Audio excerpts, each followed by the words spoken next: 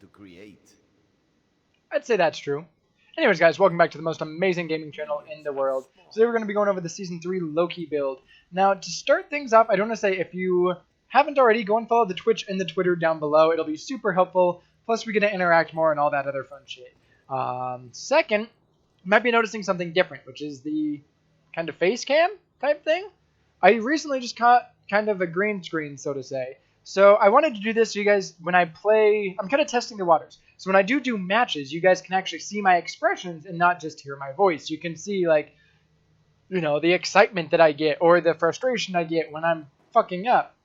So, yeah, anyways, just let me know if you think this is a good thing or if you want to go back to just the plain old, just the screen.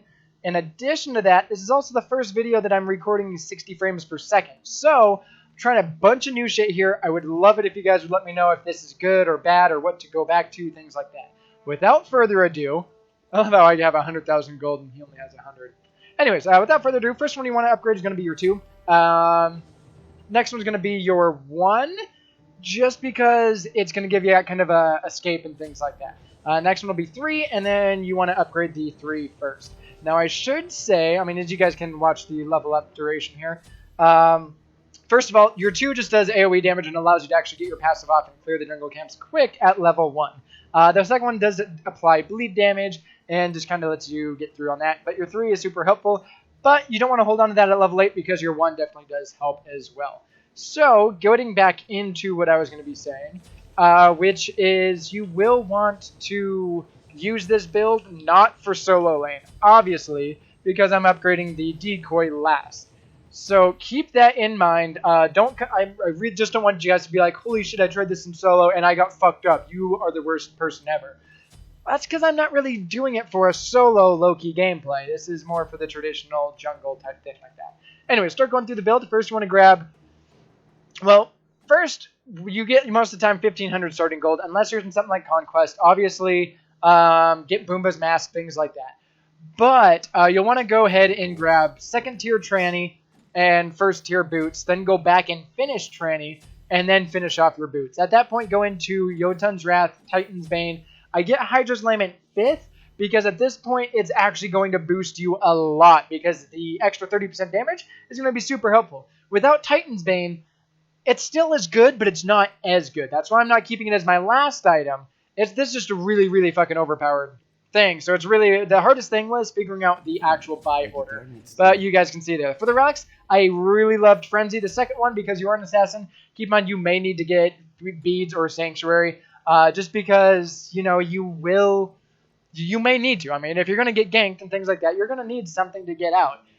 What I do like, though, is sprint. And the reason why I like sprint is because you can activate your sprint and then go invisible, and you get a super, super fucking speed buff that I don't even think Mercury can keep up with you with full movement speed Mercury.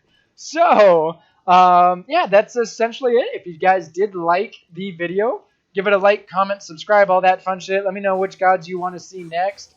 I mean, as you can see, like, you do some pretty amazing damage. And just a quick tip, because I am Diamond Loki, I have every single skin except for the White Death one because I haven't got the season ticket yet. But with this build, you will see your buff lasts 5 seconds with Aim Strike. This is your 3. It's got a cooldown when maxed out at 5.2. Put it together. Essentially, now even I have a hard time doing this at times. Press your 1, then press your 3, and with 1 second left, attack. And then you can basically use your 3, 1, you'll attack, immediately follow it back up with a 3. It's going to destroy people, because if you look at that, that's 220 plus 268, plus you do an extra 20% when you're damaging behind. So basically add 400, let's just round it for easy things, 500 damage. You'll then use that twice within, what, half a second? Even 1 second? So it's going to be roughly 1,000 damage. Add another 20%, which is another 200 damage.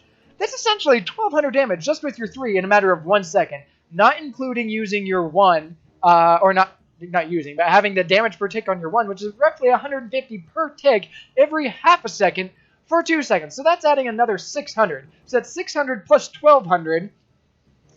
That's 1800 damage. That is really good, especially when you increase that with Titan's Bane, which means that that now has physical penetration, and Hydra's Lament, which also will increase that an additional 30% on one of those abilities.